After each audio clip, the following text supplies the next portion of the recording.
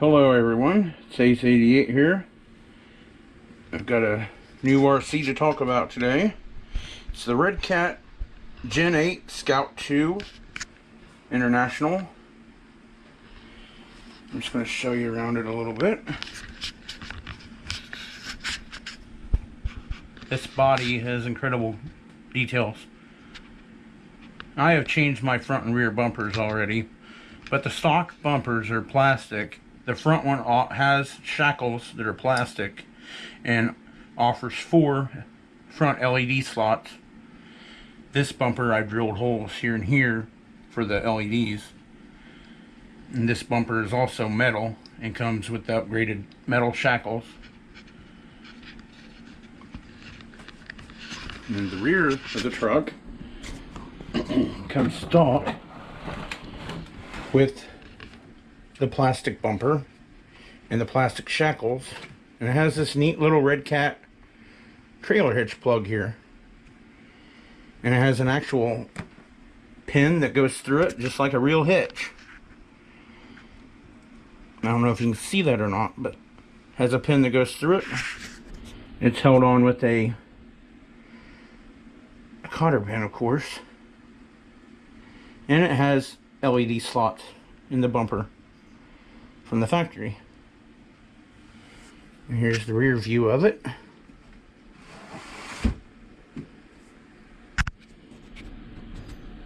Okay, and now on to the inside of the Redcat Gen8. I'll explain its features in detail. Okay, I'm back. I'm going to explain some of the features of the Redcat Gen8 crawler. In my opinion, is a really good crawler for only part of the price of a Traxxas. The electronics it comes with is a 60 amp HexFly rebranded ESE. Actually, it's not rebranded. Well, it's a Hobby Wing rebranded as HexFly, and it comes with jumpers on it to where you can use LiPo or nickel metal hydrate batteries, and you can set the drag brake to 50% or 100%. Now the Gen 8 comes with the 550 17 turn motor, brushed, and a 15 kg HexFly servo. The crawler is actually pretty good quality. It comes factory with the plastic bumpers, but it has a 1.5 millimeter thick metal frame with C-channel rails. And this mount here, I've obviously upgraded to aluminum.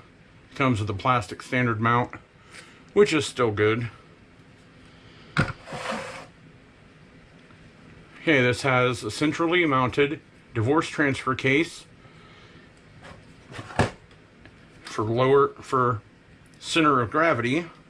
As you can see right there in the center, there's the transfer case, and the battery tray is located low on the chassis, which helps with gravity.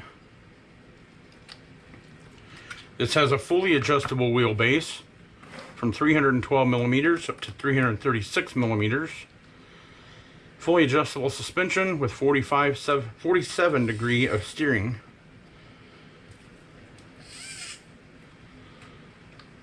Multiple shock positions on the mounts. So each mount where the shock mounts at, there's multiple positions that you can put the shock in. You can either lower the ride height or raise the ride height. If you lower the ride height, you can actually put bigger tires on this, bigger than the stock tires, which are 114 millimeter. They're beadlock 1.9 inch wheels. And the slipper clutch, yes, this comes with a slipper clutch. It is adjustable, and it's also lockable, and it's fairly easy to do. Right here in the front, underneath,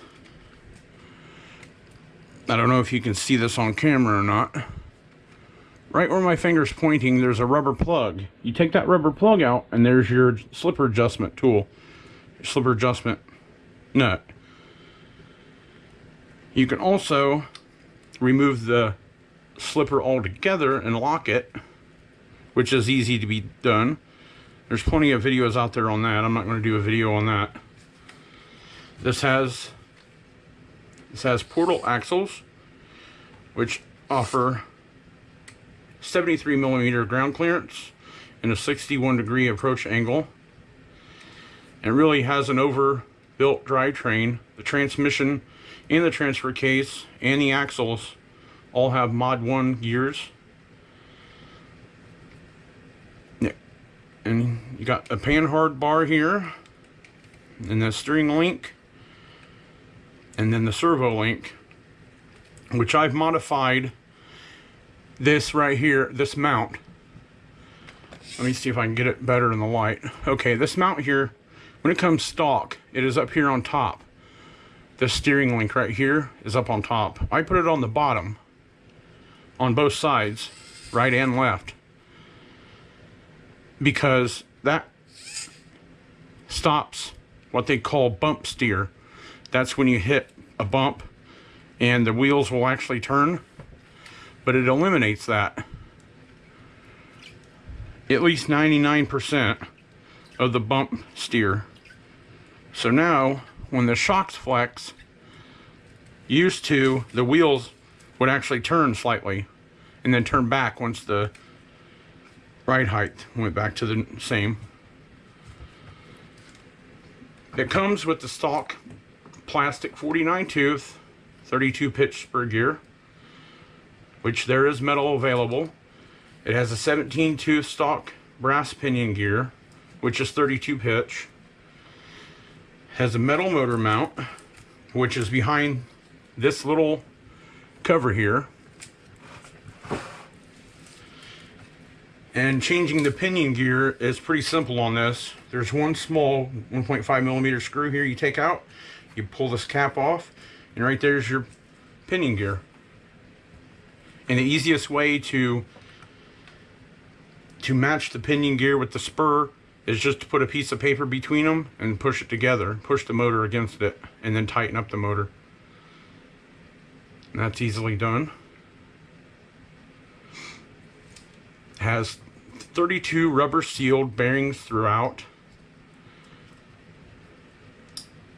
And it comes stock with licensed Super Swamper tires with real beadlock wheels with inner and outer rings.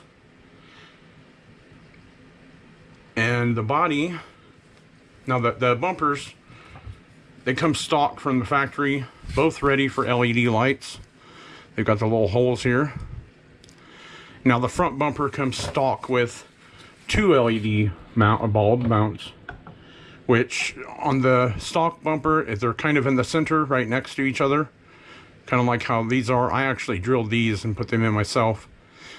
This is an upgraded bumper, a KYX metal bumper, which I got off Amazon, which actually, it says it fits the Axial SCX10 crawler, but some of the parts like that will fit on the Gen 8, if you don't already know that.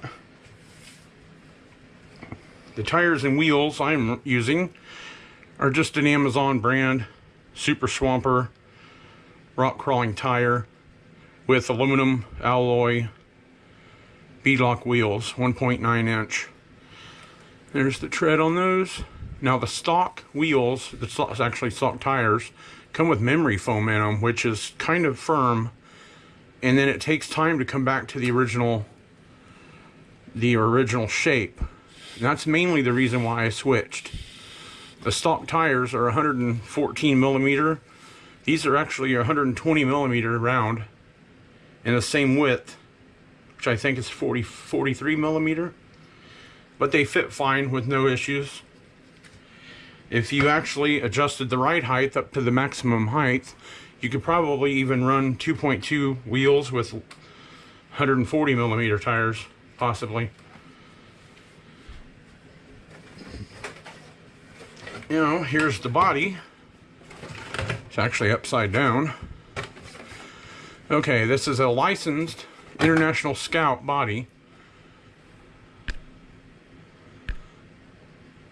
that has LED lights. It's ready for LED lights, 2 in each headlight, which is 4. And the detail on this body is really good. The mirrors, in stock, the mirrors will actually rotate. I just glued them in place because they kept coming loose on me. And it has outer fender flares and inner fenders on the body. Here's the tail lights. It's actually got 3 lights here in the back, along with the Scout 2 logo. Now here would be the driver's side, the left side of the body. Now the windows are blacked out. Some people might not like that. I don't really care for it, but I don't have the experience and knowledge or the tools to be able to unblack out the windows properly without ruining something. I like the fender flares. They look good on this. Now on my Gen 8, I have added the red light LED kit, or the Redcat LED lighting kit, which is 16 lights total. It comes with a waterproof controller and everything you need to get it set up with LEDs. Now I'll show you the box. Now underneath the body here, LEDs, they all go in perfectly, and they come with these little mounts and screws to hold in the bulbs. They come with zip ties. They also come with these adhesive wire holders so that you can adhere the wires to your body if you want to on the inside. I didn't use many of those. I used one up here on the front fender. And right here is the main harness wire for the lights. It just plugs into the controller. And you might notice these right here, which they're actually pieces of paper that are covering up the magnets. Stock, the Gen 8 comes with Velcro. When it gets wet, which I've already ran this about 5 times since I got it, and mine got wet, and every time I'd pull my body off, the Velcro would come off with it. So I had to look up a solution. And the solution is, and as you notice from the factory, there's even little slots here for magnets. And I've installed the magnets. I'm just waiting on the glue to cure and dry overnight, which I use shoe glue on the outside of the magnet, and on the underneath in the center I put a drop of Bill's tire glue, Bill Smith brand tire glue. I think that's what it's called. But either way, I only used 1 magnet on each side. There's a spot here for 2 magnets, 2 20mm magnets, but I think that's kind of excessive because these little magnets are highly powerful.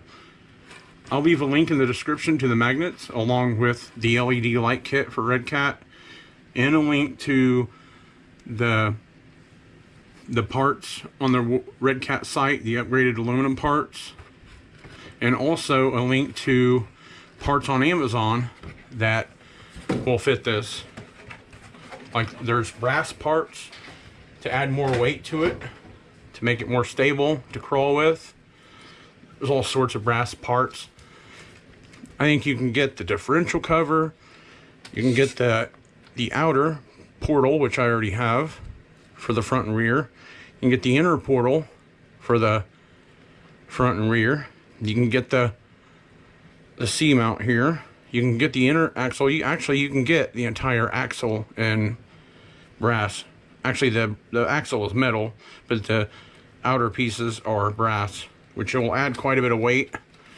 You can get aluminum covers, skid plate for the transfer case here. You can get the rear portal housing and the differential.